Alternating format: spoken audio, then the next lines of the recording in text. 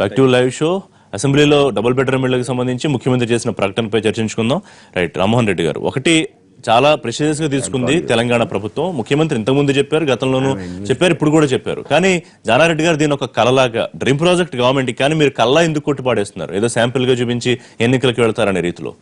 ఇప్పుడు కాంగ్రెస్ ప్రభుత్వంలో 14 లక్షల ఇందిరమ్మ ఇండ్లు కట్టించిన ఘనచరిత్ర కాంగ్రెస్ పార్టీకి ఉంది. ఏ గ్రామానికైనా వెళ్ళండి, గత 10 సంవత్సరాల కాంగ్రెస్ ప్రభుత్వ కాలంలో ఏర్పడిన ఇండ్లు మన కళ్ళకు కనబడతాయి. భారతదేశానికి స్వాతంత్రం వచ్చినప్పటి నుంచి ఇప్పటి వరకు ఎక్కడ లేని విధంగా అన్ని ఇండ్లు, ఇందిరమ్మ ఇండ్లు ప్రతి గ్రామంలో మనకు కనబడుతున్నాయి. టీఆర్ఎస్ ప్రభుత్వం వచ్చిన తర్వాత మా పరిగిలో ఫౌండేషన్ వేసి దగ్గర ఏడాది కావస్తుంది. దాని పక్కకు చెట్టు పెడితే ఆ చెట్టు పెరుగుతున్నది, కానీ అది మొత్తం అట్లే ఉంది. టెండర్స్ ఎన్నిసార్లు పిలిచినా ఎవరు వేస్తలేరు. అంటే ఈ ప్రభుత్వం ఎట్లుందంటే, మేము చేయబోతున్నాము, ఎవరు రావడం లేదు. ఏదైనా సరే దళితులకు భూమి ఇస్తున్నామంటారు, ధర తక్కువ పెడతారు. ఎవరు అమ్ముతారు భూములు? గతంలో ముఖ్యమంత్రి చెప్పిన మాట ఏంటంటే, ఈ 9 నెలల్లో 2 లక్షల ఇళ్ళు కట్టకపోతే నేను ఓట్లాడుతున్నాను. గతంలో మిషన్ భగీరథ విషయంలో ఇలాంటి శపథం చేశారు ముఖ్యమంత్రి, ఈసారి డబుల్ బెడ్రూమ్ విషయంలో కూడా చేశారు. గతంలో ముఖ్యమంత్రి గారు ఏమన్నారు? KG to PG తీసుకొస్తా అని చెప్పారు, దళితుని ముఖ్యమంత్రి చేస్తా అని చెప్పి చెప్పడం. ఈ విధంగా ఎన్నో హామీలు ఇచ్చినారు. అసలు గ్రామజ్యోతి కార్యక్రమం అన్నారు, ఎన్నో నిధులు వస్తాయని చెప్పి చెప్పడం జరిగింది. ఎక్కడొచ్చినాయి నిధులు? ఎక్కడొచ్చినాయి గ్రామజ్యోతి? ఇవన్నీ కూడా చెప్పడానికి, ఆర్భాటంగా చేయడానికి, మీడియా ద్వారా అమాయకులైనటువంటి ప్రజలకు ఒక మెసేజ్ పంపించడానికి పనికొస్తుంది తప్ప, నిజంగా గ్రామాలకు వెళ్ళి గ్రామసభ పెట్టి, మీకు ఈ టీఆర్ఎస్ గవర్నమెంట్లో ఇండ్లు వచ్చినాయి, కాంగ్రెస్ గవర్నమెంట్లో ఇండ్లు వచ్చినాయి, కాంగ్రెస్ గవర్నమెంట్లో ఎంతమంది రుణాలు వచ్చినాయి, ఈ గవర్నమెంట్లో ఎన్ని రుణాలు వచ్చినాయి, మీరు చేతులు లేపడానికి పెడితే, ప్రతి గ్రామంలో గ్రామసభ పెడితే అసలు కాంగ్రెస్ పార్టీ హయాంలో ప్రాక్టికల్ గా ఎంత డెవలప్ అయింది, టీఆర్ఎస్ గవర్నమెంట్ లో ఏమైంది అనేది కళ్ళకు కనబడుతుంది. మీరు కట్టిన ఇందిరమ్మ ఇళ్ళని 70 ఇళ్ళు అంది టీఆర్ఎస్ ప్రభుత్వం. రెండోది, ఇవాళ వాళ్ళు ప్రపోజ్ చేస్తూ తలపెట్టిన ఒక్కొక్క డబుల్ బెడ్రూమ్ మీ ఇందిరమ్మ ఇళ్ళు 7 ఇందిరమ్మ ఇళ్ళకి సమానమని ముఖ్యమంత్రి చెప్పారు. అవి 70 ఇండ్లు అయితే 14 లక్షల మంది నివాసం ఉంటున్నారండి. మనం వాళ్ళని అవహేళన చేసిన వాళ్ళు అవుతాం. పేద ప్రజలు గుడిసెలేని రాష్ట్రాన్ని చేయాలన్న ఉద్దేశంతో కాంగ్రెస్ ప్రభుత్వం రోటీ కప్పడా అవర్ మక్కాన్ అన్నది ఇందిరాగాంధీ గారు. తినడానికి తిండి, ఉండడానికి ఇల్లు, కట్టుకోవడానికి బట్ట, ఈ 3 ఉండాలన్న ఉద్దేశంతో తెలంగాణ ప్రజల్ని మభ్య పెట్టడానికి చేసే ప్రకటన ఇది. లేకపోతే 9 నెలల్లో 2 లక్షల ఇళ్ళు పూర్తవుతాయి. పెద్దలు గౌరవనీయులు జానారెడ్డి గారికి, ప్రతిపక్ష నాయకుడు, ఆయనకు అన్ని కలలాగా కనబడతాయి. ఈ ప్రభుత్వం వచ్చిన తర్వాత అనేక కార్యక్రమాలు తీసుకున్నాం. 212 జీవోల ద్వారా అమల్లోకి వచ్చాయి. దానిలో భాగంగానే అక్కడికి వస్తున్నా సార్ అని ప్రతిదీ కూడా కళనే అనిపిస్తాయి ఆయనకు. మేము నీళ్లు ఇస్తామంటే కళ అనిపిస్తుంది, మేము ఇల్లు కడతామంటే కళ అనిపిస్తుంది, మేము రుణమాఫీ చేస్తామంటే కళ అనిపిస్తుంది. అదంతా ఎందుకు సార్? పెద్దలు జానారెడ్డి గారు కరెంటు విషయంలో ఏం మాట్లాడారు సార్? అదే కరెంటు నిజమైతే నేను అభినందిస్తాను, మళ్ళీ వచ్చిర్రు అభినందించారు. 9 గంటల కరెంటు రైతులకు ఇస్తాను. ఆ విధంగా చాలా స్పష్టంగా గౌరవ ముఖ్యమంత్రి గారు ఆన్ రికార్డ్ అసెంబ్లీ సాక్షిగా ఒక ముఖ్యమంత్రి హోదాలో, నేను రానున్న 2 ఏళ్లలో ఈ సంవత్సరం లోపు 2 లక్షల ఇళ్లు మేము కట్టబోతా ఉన్నాం, కడతాం. ఒకవేళ కట్టకపోతే ఓట్లు అడగమని ఒక ముఖ్యమంత్రి స్టేట్మెంట్ ఇచ్చారు. ఇంకా దానికంటే ఏముంటుందండి?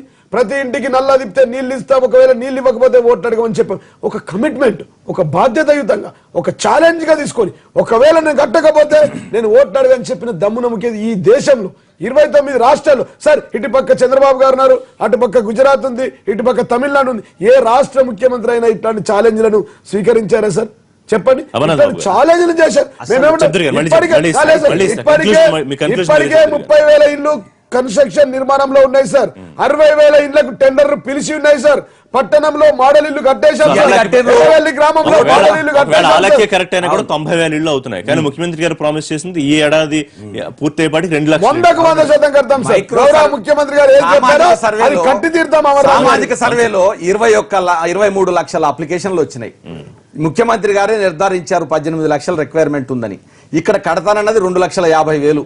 మహానగరాలన్నీ కూడా ఇస్తాంబుల్ లాగా, ఇంకా మహానగరాల్లాగా చేసేస్తామని చెప్పాడు ముఖ్యమంత్రి గారు. GHMC కానీ, వరంగల్ ఎలక్షన్స్ కానీ, ఎక్కడికి పోయినా మీకు ఇళ్ళు. నేను చెప్తున్నా, ముఖ్యమంత్రి గారి ఇల్లు పూర్తయింది కానీ పేదవాడికి ఒక ఇల్లు పూర్తయిందా? ఇప్పుడు 1000 కోట్లు గ్రామంలో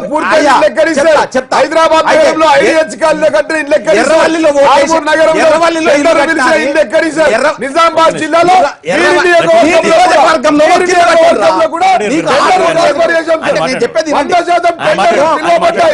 పనులు అమల్లో ఉన్నాయి. శంకుస్థాపన నాకు అవకాశం ఇచ్చింది, ఒక్క నిమిషం. ఇప్పుడు మీరు చెప్పే అవకాశం వస్తుంది. ఇక్కడ ముఖ్యమంత్రి గారికి చిత్తశుద్ధి ముఖ్యం. ఇవాళ 1000 కోట్లు పెట్టారు బడ్జెట్ లో, ఇవాళ 2 లక్షలు ఇల్లు కడుతున్నట్టున్నావు.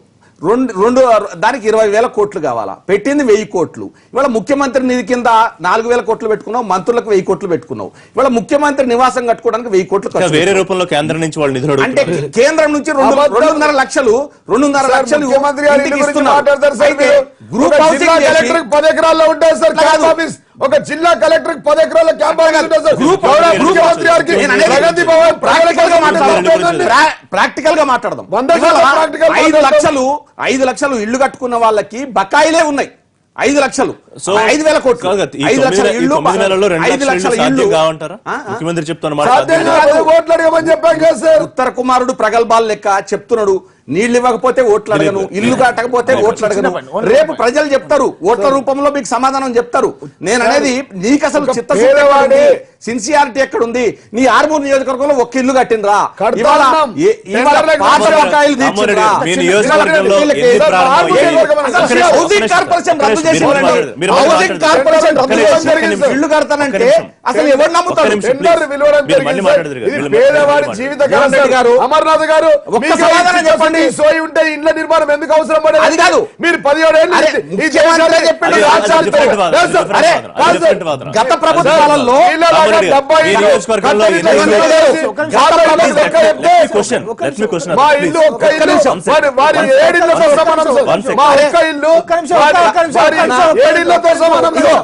రామ్మోహన్ రెడ్డి గారు కానీ మేము కానీ రామరెడ్డి గారు, మీ కాంగ్రెస్ నియోజకవర్గంలో టీడీపీ ఎన్ని గ్రౌండ్ అయ్యాయి? ఈ ప్రామిస్ ఎంత వరకు నెరవేరుతుంది? తెలంగాణ రాష్ట్ర ప్రభుత్వం వచ్చి 4వ బడ్జెట్ పెట్టినప్పుడు ఇంతవరకు ఒక్క ఇల్లు నిర్మాణం కాలేదు. ఎర్రవెల్లి ఎర్రవల్లి ఇచ్చిపెట్టరు. ఐడియల్స్ పరిగి నియోజకవర్గం గురించి మాట్లాడుతున్నారు. పరిగి వికారాబాద్ జిల్లాలో పరిగి నియోజకవర్గమే కాదు. ఫెయిల్ అయ్యారా? అది కాదు. వేరే కాదు. టిఆర్ఎస్ ప్రభుత్వం ఫెయిల్ అయింది.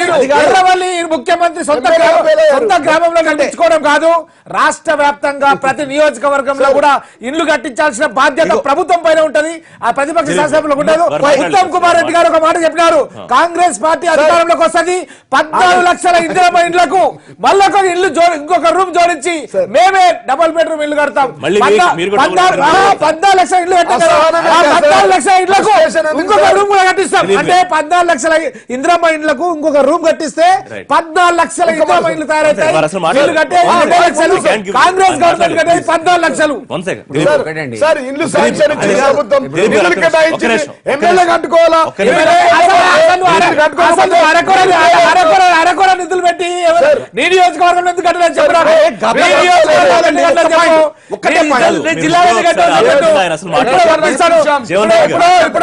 బీజేపీ వాయిస్ ఒకసారి విందాం. దీన్ని కూడా ఒకసారి మీరు ఒక విలేకరు పంపిండి, కాన్ఫరెన్స్ లో ఏ దశలో ఉన్నాయన్నది మీ జర్నలిస్ట్ ని పంపండి. మీకు ఆయన కాన్ఫరెన్స్ లో జీవన్ రెడ్డి కాన్ఫరెన్స్ లో ఎన్ని ఇల్లు కట్టారని మీ జర్నలిస్ట్ కట్టలేదు. తెలుస్తా ఏ విషయం అనేది. 30 ఇవ్వడానికి చేత కాలేదు. మీ జర్నలిస్ట్ 30,000 ఇళ్ళు నియోజకవర్గానికి ఎన్టీవీ తరఫున మీ జర్నలిస్ట్ పంపించండి. ఏ విషయం మీ రామారావు గారు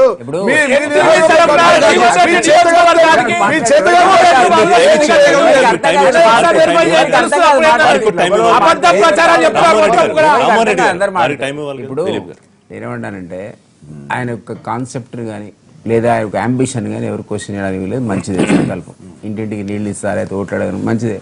లేదు ఇల్లు కట్టాను, కట్టకపోతే నేను కడతా, లేదు. But where is the money? ఇప్పుడు దానికి ఆయన అనుకున్నట్టు ఒక టార్గెట్ పెట్టడానికి 20,000 crores నిజానికి కావాలి. 2 లక్షలు ఆయన కట్టుకోవాలంటే ఆ అమౌంట్ ఆయన దగ్గర ఉందా? ఇప్పుడు మొన్న బడ్జెట్లో మనం చూసాం, గత బడ్జెట్స్ కూడా చూసాం. 135,000 కోట్లు ప్రకటించినప్పుడు బడ్జెట్ ఎస్టిమేట్స్లో 2 ఎమ్మెల్యేలు ఉన్నారు ఇక్కడ, వాళ్ళే చెప్పాలి. అది ఎప్పుడు కూడా 1,00,000 మించలేదు. 98,000 crores మొన్న లాస్ట్ టైం ఎక్స్పెండిచర్ వచ్చి అండ్ అనుకున్న రెవెన్యూ రాలే. ఇరిగేషన్ 25,000 crores లాస్ట్ టైం పెడితే హరీష్ రావు స్వయంగా చెప్పాడు 7,000 కోట్ల కంటే మేము ఎక్కువ ఖర్చు పెట్టలేకపోయా అన్నాడు. అంటే it is 1/3 of what they anticipated, what they expect, what they allocate. అదే పద్ధతిలో ఈ రోజు మీకు ఎస్టిమేషన్ లో నా ఉద్దేశంలో మీరు ఏదైతే కమిటెడ్ ఎక్స్పెండిచర్ జీతాలు 65,000 కోట్లు అయితే పోయినాయి. పోతే మీరు 1,00,000 కోట్లు మీకు వస్తే ఉన్నది 35,000 కోట్లే. 35,000 కోట్లు మీకు బడ్జెట్ లో దీనికి ఎక్కువ కేటాయించలేదు, అంచనాలు చూపించలేదు. లేదు కదా, లేదు కదా.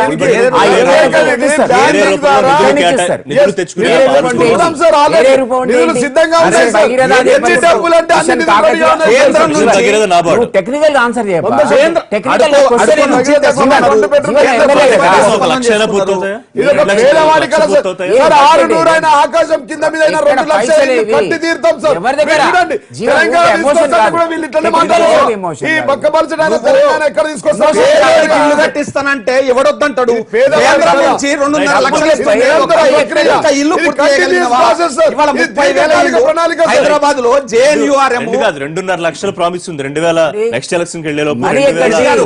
డబ్బులు ఎక్కడ ఇక్కడి నుంచి స్పాట్కి వెళ్దాం. ఒక్క నియోజకవర్గానికి 2,000 ఇంటి సార్. ఇక్కడ నుంచి నిజమేనండి. ఇక్కడ రెండు నుంచి లక్షలు స్పాట్ అయితే ఎన్ని పూర్తవుతాయి పైసలు ఎక్కడ చెప్పాలి? ఒక్క నియోజకవర్గానికి ఇక్కడ నుంచి స్పాట్కి వెళ్దాం. 30,000 ఇల్లు కట్టినయ్యా. దిలీప్ గారు